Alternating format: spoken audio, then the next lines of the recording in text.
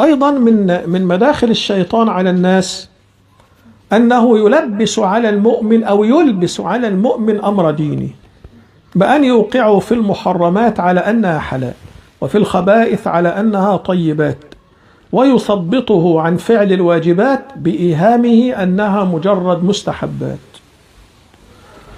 يعني الشيطان يتلاعب به من جهتين، يتلاعب به من جهة الحرام، يتلاعب به من جهة الواجبات. أما من جهة المحرمات يوهمه أنها حلال، وهذا له أمثلة وله صور.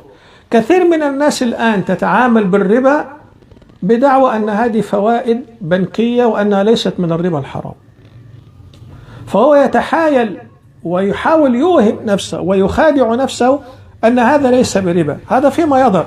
لكن كثير من هؤلاء في باطن الأمر يعلمون أنهم يأكلون الربا.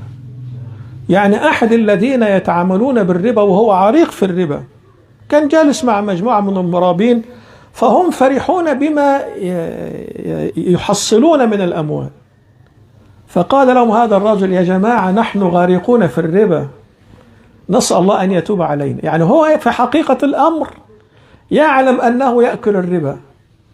فبعض الناس للأسف الشديد يتساهل في قضية الربا بدعوى أن ما الشيخ الفلاني أفتى وسألنا الفلان وأفتانا. طيب الدين لا يؤخذ هكذا، الربا حرب مع الله ورسوله.